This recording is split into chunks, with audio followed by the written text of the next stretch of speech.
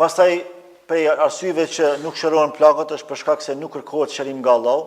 Është interesante se kërkohet shërim nga çdo adresë njerëzore, por nuk kërkohet shërim nga adresa hyjnore. Ndërkaq ajo që realisht mundson shërim të plot është vetëm adresa hyjnore.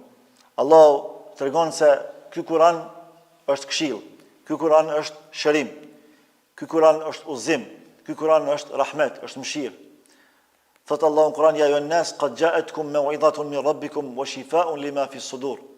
O ju njerëz, ju ka ardhur juve këshilla, Kur'ani, nuk ka këshill më të mirë se sa Kur'ani.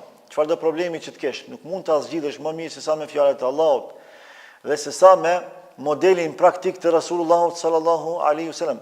Nuk ka problem tjetër që ti mundesh më ballafaqu me të, vetëm se do ta gjesh zgjidhjen dhe përgjigjen në jetën, në jetëshkrimin e Muhammed Mustafas sallallahu alaihi wasallam. Nëse ke probleme me familje, do ta gjesh tek pejgamberi i Allahut. Nëse ke probleme me shoqëni, do ta gjesh tek pejgamberi i Allahut. Nëse ke probleme me konfiskim pasurie, keqpërdorim pasurie, do ta gjesh tek pejgamberi i Allahut. Nëse ke probleme me rrezik jetë, do ta gjesh tek pejgamberi i Allahut. Nëse ke probleme me shpifje nder, do ta gjesh tek pejgamberi i Allahut. Nëse ke probleme me smundje, do ta gjesh tek pejgamberi i Allahut. Gjitha përgjigjet i ke tek ai. Vetëm ktheu aty. Edhe nuk ka mundësi dikush me të këshillu ty më mirë se sa pejgamberi i Allahut, edhe me fjalët e Allahut që i ka apliku, edhe me mënyrën se si ai e ka organizuar jetën e tij dhe se si është ballafaqu me këto probleme. Pastaj disa njerëz e kanë shumë problem me pranu faktin që tjetë mujnë me na bë padrejtësi, mujnë me na shkel, mujnë me na nënçmu. Edhe nuk dëshirojnë me pas zemra që i te i kalojnë këto probleme. Dhe kjo është problem vetvete. Pra nëse zemra nuk edukohet që tjetë falëse dhe arsyetuese, ajo zemra është e predispozuar me u lëndu vazhdimisht.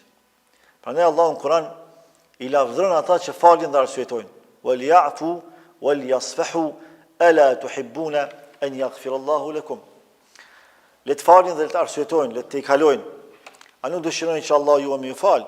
Pra fillimisht Allah po e shpërfaq vlerën e faljes dhe të arsyetimit, është vlerë e veçantë, është vlerë e devotshme, pastaj edhe po i inkurajon, po i përgëzon këta njerëz që kanë një virtyt tillë me falje nga Allahu subhanahu wa taala. Pra Allah po i stimulon ata. Vazhdoni edhe rune këtë vlerë që e keni, sepse unë do t'i shpërblej me falje. Nëse fal, do të falësh, nëse mëshiron, do të mëshirosh. Dhe një zemër që nuk është e gatshme me fal, nuk është e gatshme me arsyetu, me të i kalu probleme, ajo është çdo herë predispozuar me u lëndu. Prandaj zemrat e ngurta lëndohen shumë shpejt.